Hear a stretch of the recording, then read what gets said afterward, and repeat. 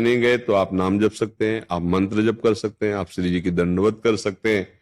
फिर जब सेवा में पहुंचना है तो फिर स्नान आदि। अच्छा, गृहस्थी में यदि गृहस्थ धर्म का उपभोग किया है, फिर स्नान के बाद ही कोई कार्य करें।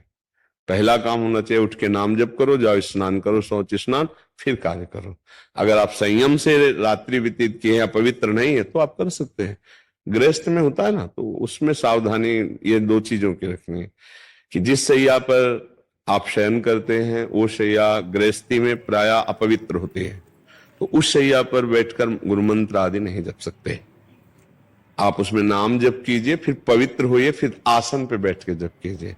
अब जैसे साधु महात्माओं की शैया होती है, परम पवित्र होती है, तो जगह जब मंत्र शुरू कर दिया, फिर शौच स्नान गए, फिर तो ये चीजें थोड़ा ध्यान रखने की बातें हैं। अगर आप पवित्र हैं तो आप दंडोती कर सकते हैं, आप अगर ऐसा तो फिर आप स्नान आदि के द्वारा, क्योंकि आपका प्रश्न सब गृहस्थों के लिए उत्तर होगा, तो इसलिए ऐसा। महाराज जी, क्या श्री जी की सेवा में दूध आदि को ठंडा करने के लिए फूंक मारना सही है या नहीं वो पवित्र नहीं माना नहीं नहीं, बिल्कुल नहीं। उसके लिए आप वो जो छोटे पंखे होते हैं उनसे किया जाए, क्योंकि हम अगर आपको चेक करना है तो जैसे हम बात कर रहे हैं, आप ऐसे शीशा या कुछ आप रख दीजिए, कागज ही रख दीजिए, तो हम चाहे जितना संभाल के बोले छिट्टियां आ जाएंगी, क्योंकि इसमें रस निकलता रहता है।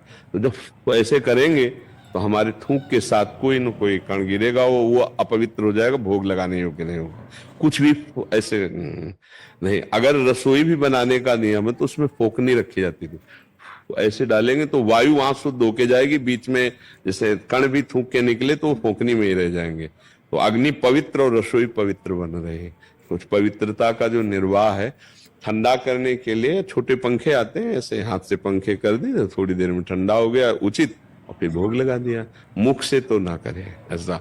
और रसोई बनाते समय बातचीत करने के लिए भी मना किया गया है, क्योंकि हम जैसे आटा लगा रहे हैं, बातचीत कर रहे हैं, अगर चिट्टी पड़ गई तो भोग लायक नहीं रहा।